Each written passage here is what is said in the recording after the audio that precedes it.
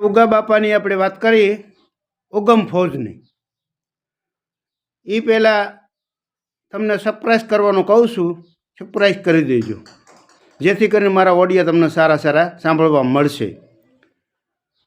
ઉગારામ બાપા કહે છે, દમ બેઠે દમ ઉપડે પલવાર નહીં વિશ્રામ, સુરતમાં શબ્દમાં સાંચ્યો, સુરત શબ્દમાં શાંતા મિલે સદગુરુ ઉગારામ.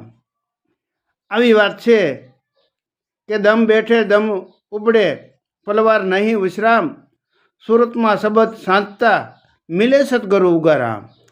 આવી બાપાની વાત છે. અને બાપાએ તો એમના ગુરુ હતા હીરસાગર બાપા. એ અહીં કહેતા કહે, હીરસાગર સુણો હરિજન નામ નિરંજન હૈ ન્યારા, જે નામે આ સૃષ્ટિ રચી રચ્યા સર્વે બ્રહ્માંડા.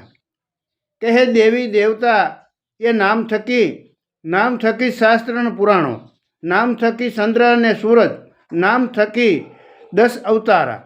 કહે નામ થકી અનેક સંતો ગહી નામ કા આધારા, પીર पैगंबर तिथिकारो नाम का है 100 विस्तारा, नाम रूप गुण थी आगे पोते सत नाम का है विचारा, जे नाम अनामी पाया घट में नहींतर तो है निराधारा, नाम पाया सतगुरुना शरण में जीव का हुआ निस्तारा. એટલે હીરસાગર બાપા કહે છે કે ભાઈ આદિ અનાદિથી જે નામ હાલ્યું આવે છે એ નામની આપણે ઓળખાણ કરવી જોઈએ. એટલે આખું ભજન ગાય અને પછી બાપા એમ કહે છે, આ ભજનવાણીનો ભાવથી બાપા હું તમને સમજાવું છું કે જો આ આદિ અનાદિ સર્વે સંતો નામ ધ્યાનથી જ નિજ રૂપને લાભને પામ્યા છે અને નામથી નામી ઓળખાય છે. આ નામને નામી એક જ છે, પણ રૂપ છે જે તો ભાઈઓ આજ નામ તમારા ઘટમાં પ્રાણ આત્મા ગાજી રહ્યો છે, તે નામની ભજન વિના કોઈ જીવનો ઉદ્ધાર નથી.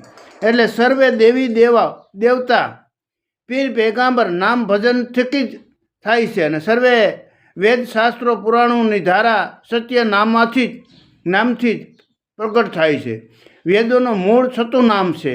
આમાં હીરસાગર બાપા એમ કહેતા બાપાનું અહીંયામાં દિલ ભરાઈ જાય છે, હૈયું ભરાઈ જાય છે. ને બાપા દડ આંસુડા મીડે પાડવા તઈ હીરસાગર બાપા કે એટલું બધું બાપા કાંક ઓછો આવ. ત્યારે જે નામ સતું નામ પોતાના દેહને ઘટ ભીતરની અંદર જાણવાની તલાવેલી હતી. ઉગારામ બાપા કાંઈ જેવા તેવા નહોતા.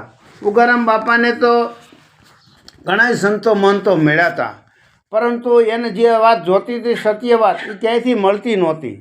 એટલે બાપા કહેતા કે મને બાપા આ વાતમાં રુચિ નથી થતી. એટલે બાપા તો બહુ તલાશ કરતા જ્યારે હીરસાગર બાપા એને મળી જાય છે, એ નાથ સંપ્રદાયના મળે છે. બાપા આ નાથ સંપ્રદાય એ ઉગમ ફૌજથી જરાય પણ આતરાપણું નથી, કારણ કે એ નાથ સંપ્રદાય એ ઉગમ ફૌજ છે.